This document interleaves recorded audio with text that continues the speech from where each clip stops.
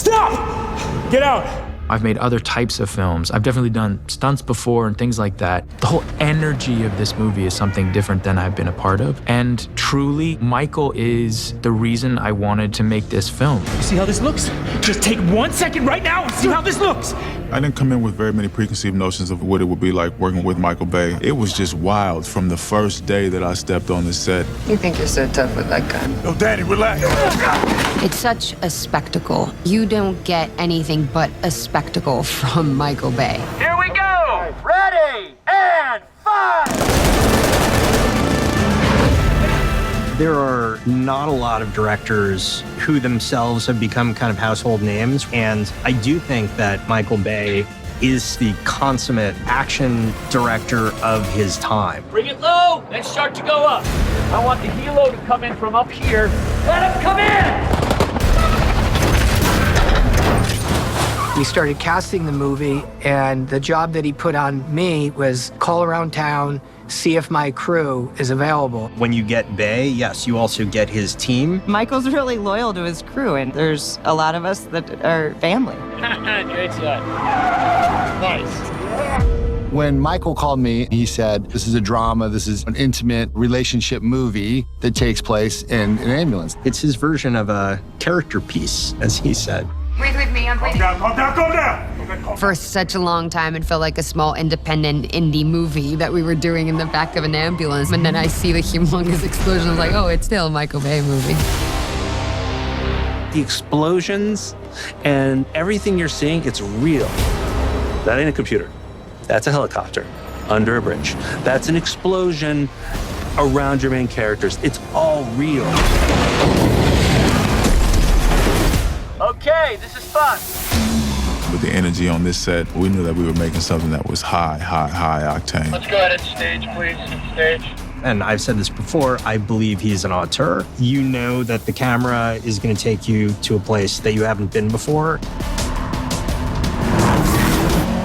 What I didn't realize was we were gonna be intermixing stunts with scenes. So we'd go do a scene, and then all of a sudden he'd be like, okay, I need 6 cars, and they're gonna do this. And we would just run right into this stunt. Shoot at me!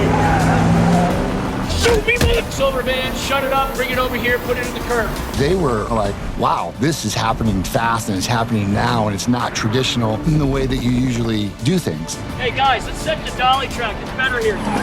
You have to be ready for everything because that's the way he works. Working with Michael is like no other experience you could possibly have as a creative. The speed and the amount that he accomplishes in one day is mind-blowing, to say the least. There's not like a shot list that he sends you with. It's more like, I'm gonna throw you an audible and you're gonna do it. Crane higher up, and you're gonna be a faster move. What I love about working with him is he drives towards the energy of a scene. When something's happening, he runs right towards it. He takes risks. I think some passenger cars, they should be going 15 miles an hour, so it looks like we're hauling ass. He's a kid in the backyard with a camcorder, playing with his cars and making things. I really, really enjoyed the spirit of play that he brings to the work. It's contagious. You gotta be kidding me. That's actually not as loud as your real voice. That's my side. People make a lot of noise about him and how much noise he makes. And that is true, you know? I don't think he would deny that. Okay, guys, this is what looks stupid. A mini gun, you're not gonna be firing. But I think what's really special is he has a real reverence for actors. I think he really respects the process. So although he works fast, he loves a good idea. He loves an enthusiastic actor who has ideas and questions and things like that. Okay, no, don't make it sound fair because that feeling thing. Michael, he's a great creative person, and I just look him in the eye and I know that there's 100,000 things going through his brain. Michael Bay, director, makeup artist. I got only me to blame, okay? That's what I got. But I can keep up with him, and I think he likes that. He likes that you can speak up and say what you want and stand up for what is important. But that kind of defeats the purpose of me screaming it. It's more like internal. She's like lying. Okay, but my camera's moving so much. And then sometimes we have to fight for those moments where we can really calm it down and say, okay, now, Mike, I think I've earned a moment to be simple here. I want a moment to be quiet. And he says, no, I want it louder. I want it just louder, faster, faster. We would poke at Michael and see how far we could go. I would always be like seeing how far I could push Michael and laugh. And it was really, really fun. Yeah, you got to kind of push back at Mike a little bit. let's roll this thing. This is obviously not the first cut scene you're gonna see. This is kind of my sizzle guy cutting it. It's more about a vibe for the movie, all right? Everyone's a bit kind of shell-shocked until about the middle of the movie when he drops an amazing teaser and you go, holy man, that is amazing. That's the movie we're making. And then everyone's like, this process works. It's unique in its own way. It's really exciting because I think I learned an insane amount of things on this film. I wrote this story because I wanted to do a story that had to be a movie. It's going to be cinematic and special. And in the end, only Michael Bay could direct. You see it in his films. They're amazing. Scope is just, it's ridiculous. And even as much as I've done with him, you still are impressed by just the scope of what he does. Right, don't you move! And there is no one like Michael Bay. There is no one creating this type of entertainment. We don't get to walk off into the sunset!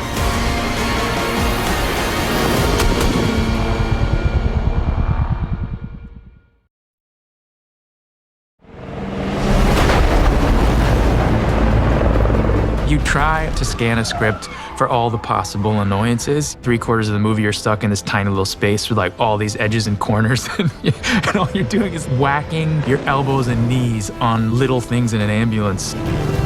Driving an ambulance is like driving a U-Haul. I think I'm an excellent driver. No one in my life tells me that, but just point the truck where you want it to go. It's just, you know. We were very lucky. Michael Bay shot a lot of the most crucial scenes practical. So we were on the streets of LA, driving around like crazy people. This movie is a throwback to all the old famous car chase movies. The notion of what I was going for was like, if you're gonna do a big chase through Los Angeles, what if we go from the most exciting thing to the most exciting thing? Because one of the neat things about working with Michael is that he's gonna make it exciting, yet not like a page that was written a year ago. You gotta make it feel like it's like happening right now. Sorry for the F-bomb. Bay always has the fastest, coolest cars in every movie. And of course, a movie called Ambulance, he's gonna have the fastest, coolest ambulance. Ready? And 3, 2, 1, action. With the ambulances, Falk came on board and helped promo 2 hero ambulances, bitchin' brand new, beautiful pieces, right fresh off their fleet. Falk is the oldest ambulance company in the world. It's been around since 1906, and we have operations in 30 different countries right now. We talked about it internally, and we said, do we want to be a part of this film? A big part of it was the idea that one of our ambulances was basically going to play a starring role in the production. 45 minutes of movie pretty much takes place in the ambulance. And so we knew we needed multiples. And that turned into 12 ambulances. He's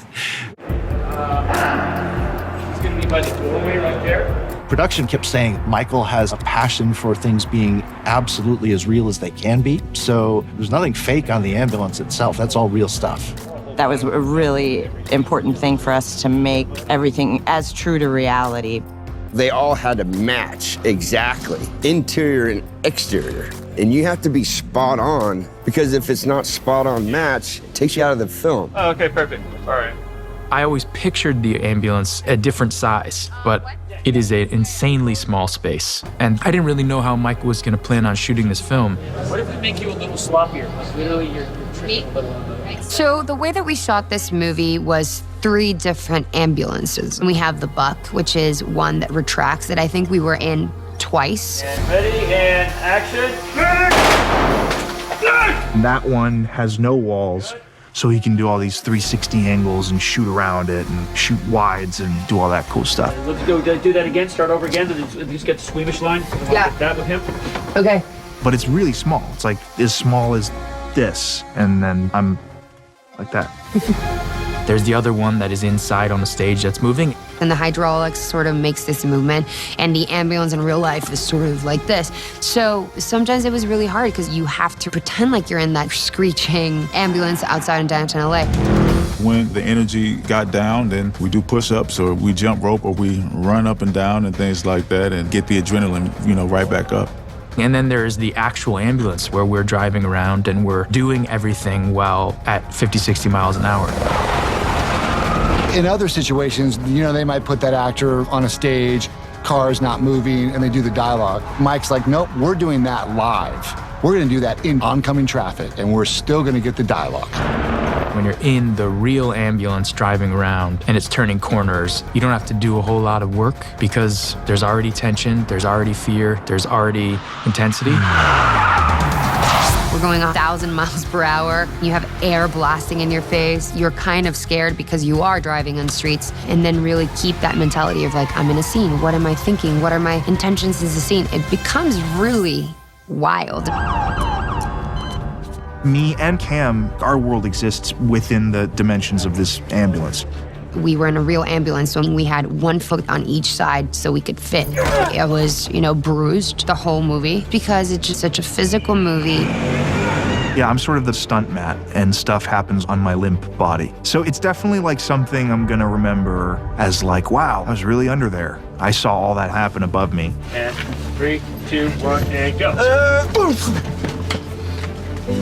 That was a good one. One more time. You're free falling in the back of an ambulance for 3 months in a row, every single day. And it was crazy, but we had so much fun.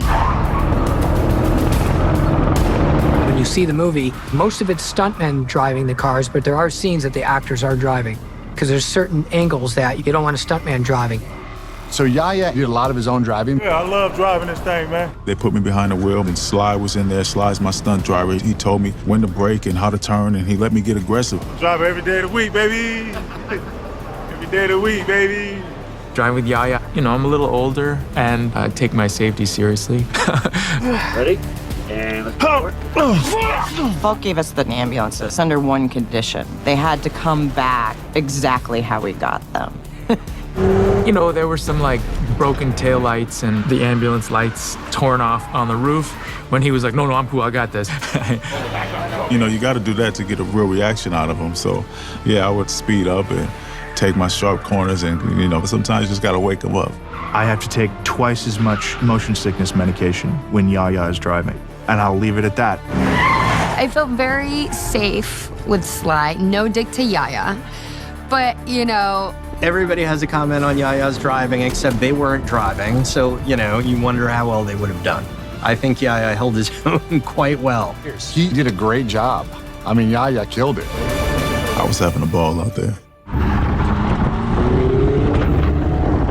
When I got to the set, one of the first things that I actually saw was our ambulances being driven in a way that probably would get somebody fired if they were driven that way in real life. I don't know how they actually made them drive that way. They may look like just an ambulance, but actually they're souped up. I think they have 580 horsepower. We did do some suspension, we did do some power, right? So normally you have patients in the back on a life and death, so you want to try and be as smooth as you can. But for the film, we got to have a little rocking and rolling and get that added action. It has a special e-brake in it. The tires are a certain pressure. It has all the things that give me the safety precautions I need to be able to do what I need to do with that ambulance at high speeds. Today we're going to do things in a little bit more proper fashion. Everyone was incredibly safe and everyone really prepared and they're very responsible. Shit happens really fast, so let's make sure we all know what's going on. The accuracy and respect of all of the stunt crew has been incredible. Michael's able to do practical stunts and have them turn out the way they do because he hires the best of the best. And that's how Michael works. He said to me, I don't tell them what to do, they tell me what to do, and I follow them. The stunt drivers do what's safe. They are always in charge of the ball. I don't tell them anything. They are in charge of everything that they do. That's why you hire the best people. Okay, guys, here we go. They were always hyper aware when we were on the streets and very, very good at what they did. Ready? And action, action! The scene involved the ambulance causing a distraction, so he wanted this big explosion. So we got an ambulance, we rigged it, we had to cut the whole thing apart, put all our mortars inside, and then we filled those with gas, gunpowder, lifting explosions, glass breakers, all kinds of different things that all have to work at once. All right, here we go! In 3, 2, 1, action!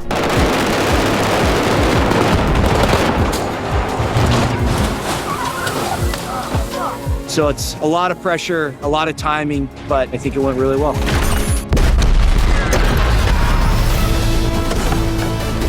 Going 80 miles an hour with cameras all around you, it's crazy, it's so cool. I'm very lucky to be a part of it. This has been the best experience for me in that sense. I've learned so much, and I feel like any movie that I go afterwards is gonna be like so boring. I got a whole lot of everything that I needed out of this experience. There's the excitement, all of the different thrills that you get working on a Bay film.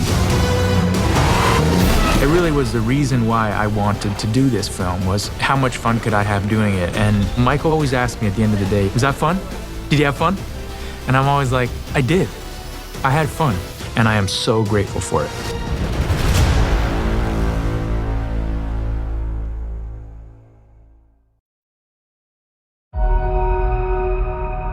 Frankly, I was charmed by the character on the page. I mean, I always love a mixture of a challenge in the physical world and also in the emotional world. What attracted me to this role, honestly, was a chance to play a good guy on a Tuesday with a problem. And I knew that it would be sort of complex and complicated to justify a lot of Will's actions. For me, it was really exciting because you're covered in blood, you're covered in dirt, you're covered in sweat. And that was very exciting as an actress to tackle because rarely do we see these types of roles for women. 4, 3, 2, 1. Good, one more and we got it. The movie is based on a Danish film called Ambulancen. It was sort of an unlikely discovery. I think you could count on one hand the number of people who've seen the original Ambulance. It's an action movie. It is very small, but has a great story. We would describe it when we'd pitch it as heat meets speed because it kind of had those elements. And so I started to just write it. And I started to fall in love with these characters because it's not an average action movie. It's really about these three people. We had gone to Bay and we kind of knew and didn't know what we were getting ourselves into, but we loved the idea of Michael Bay's version of this movie. Right after I read it, I called Michael. I said, you got to read the script. He said, why? I said, because here's a piece that has heart to it, has action, and I think you can get a good cast. Michael literally read the script the very next night, I think it was, and said, I want to be a part of this project. Lost my mind. Lost my mind. It's Michael Bay. I can't make an action scene in my head as exciting as what he's going to do. So when Michael came on board, the first thing that he did is like, let's dig into the script. Michael made a lot of changes to the script, but not big, sweeping structural changes. He's going to take it apart, tear it all up. You know, and the writer part of me is like crying on the inside, going, "Wait, beautiful words." But the idea is that, like, you got to turn it into a movie now. Michael created these new set pieces, you know, all of these other ambulances that suddenly show up, spray painted, helicopters chasing the ambulance in the LA River. That was not in the script. You know, those sort of action sequences that he kind of like took and expanded on. Jake, give me the lift up. Just lift, give me the strike. Ready? And 3, 2, 1, and go. And again. So the next domino to fall was Jake. One of the amazing things that Jake has been doing lately in his career is really just playing characters that you wouldn't expect him to occupy. And I think he really saw something in playing this more kind of Machiavellian character that we hadn't really seen him do before. But I got your shit. My question for myself while I was reading the script was really, are there real stakes, emotional stakes? And then also through conversations with Michael, wanting to create a relationship that felt like a real brother relationship, full of all the messiness and love that those types of relationships have. When we started casting the movie, Yahya's name came up. And when Michael thought about it, he's like, that's interesting because now you have two brothers, one's African-American, one's white, and now it brings in a whole different dynamic. And it was like, can we do that? And the answer is yes. 100% yes. That is Los Angeles. That's what it's like to live in this city. This is an adopted brother situation, but it's perfect for our story. 3, 2, 1, and action. Yahya, we got lucky. I mean, he's one of the most sought after actors, you know, of his time. And he has pure heart. You look at his face and you believe every moment. You know, Jake and I really worked to make the relationship real, and we were always looking for ways to just show that they're brothers without having to explain it. So we wanted to show the places that they laugh, the places that they fight. Will, are you trying to piss me off right now? It's been really wonderful working with Yahya. He listens and is so thoughtful, and he's a good man. To me, that's the most important. Good. And it has not been hard to love him like a brother. Ready? And action. Slower, Will. And then the next person was Eiza for Cam. Good, cut. Come on. Eiza González is awesome. She's a rising star who we caught at this incredible time in her career. Let's see if you can keep up, Michael. I'm really proud of playing Cam. It feels so dear to my heart, and I'm so honored to be playing a paramedic in this moment in time. It was both incredibly nerve-wracking, but incredibly exciting. Okay, the skin is open. I'm going to the stomach. Eiza had her mind busy with all of the technical stuff. She's got to learn the medical jargon. She's cutting open bodies and things like that. So when I first met Eiza, we spent some time talking about, the language and how to do things. It's very unique. She was very receptive and really seemed to enjoy the learning aspect of it. So it was easy to help her transition to that character. We are trying to save you. 1, 2. The three of them together, for me, it was just like, yep, that's the movie. Great job, everybody. Exactly what I had in my head, which is not true, but there's so much more and so much better.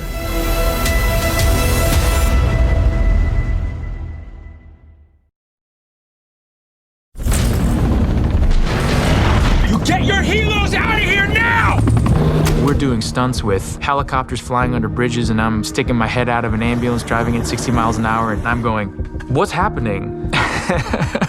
I've done 9 movies with Michael, and one of my first jobs on every movie is, what's the newest, coolest gear out there? So on this movie, our dit guy sent me a shot going down like an 80-story building, straight down, and then curving right before it hit the street. And I said, Mike, look at the shot. He's like, yeah, find that company. So there was a guy named Davis Dillo. I said, how did you get that shot? And he basically said it's called FPV. And I didn't know about that type of drone. So FPV stands for first person view. Essentially, the pilot is wearing goggles and they are immersed in the camera so that they can see exactly where the drone is as if they were there. It's more like a real fighter pilot situation. Like that? Exactly. And maybe be a little higher. It's super high fast drones that do about 100 miles an hour. I work closely with the Drone Racing League, and these guys are the best in the world. And I was always fascinated by what they could do with the aircrafts. Coming from a heavy lift, traditional cinema drone background, we could never fly the gaps or do the sort of things that they do. That makes it really interesting. Best pilot we know over here. My name is Alex Vanover, and I'm a drone pilot on this movie, Ambulance, for Michael Bay. Michael gives us very concise direction. You understand what I'm saying? Because you're watching on a tight lens here. If you hold 2 more seconds on a movie screen, it needs a 100 more. Yeah. Good. But he gives us the ability to be creative. Oh, first shot today. We are going to do some establishing shots here while we got some awesome light. Mess around with some of the buildings and maybe do a few building dives. And just get those establishing shots that are going to really make everything look epic once we get the cop cars in here. Alex Vanover is the best drone pilot on Earth. He is a freak on the sticks. He's what we call like the child prodigy, or the child.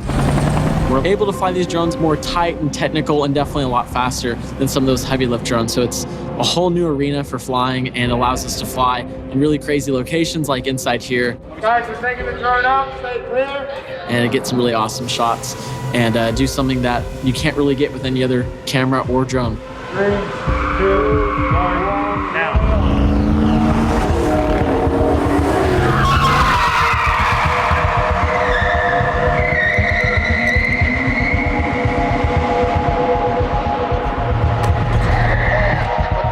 Good job, man. The skill level and the difficulty of flying an FPV drone versus traditional heavy lift drones is much different.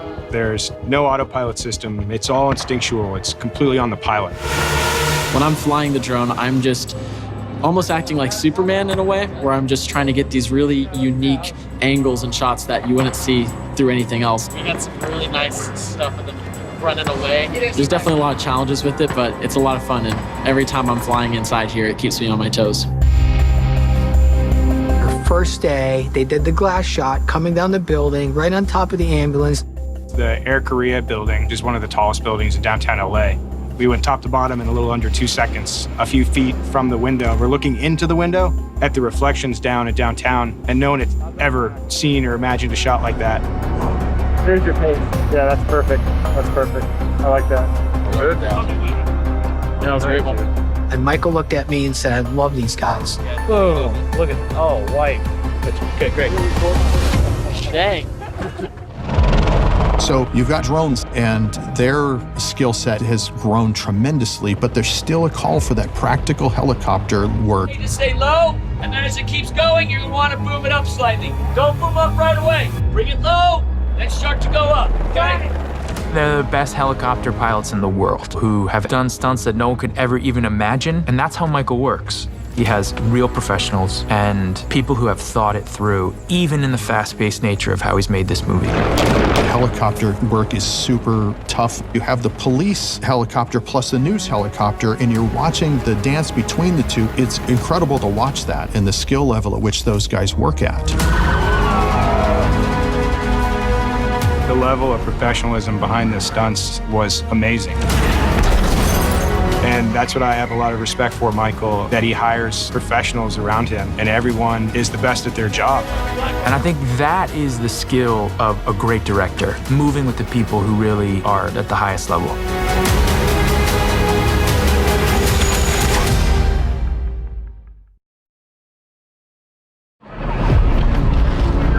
I grew up 15 blocks from here. So making a movie where I'd play in my backyard or with my friends, growing up, like we'd play cops and robbers, and now I'm doing it again in an actual movie is really fun. That's good. That's great. This is definitely a Los Angeles movie, from the fast driving on the freeway and the helicopters, the blue skies.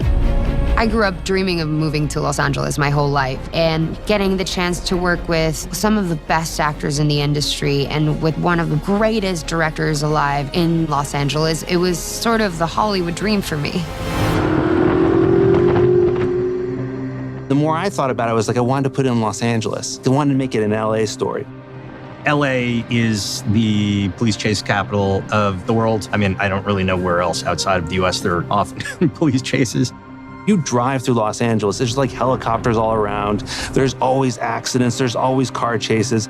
But we didn't think we were going to be able to shoot it in LA because just financially. And so we had budgets of doing it in different states. We'll do second unit, and the actors will join us the following. So when Michael read the script, he said, throw those budgets away. We are shooting this movie in Los Angeles because it's a character in the movie. And that was kind of a condition for him, which I was really happy about, that he was able to command that. It did cost more to shoot it in Los Angeles than if we had gone somewhere else.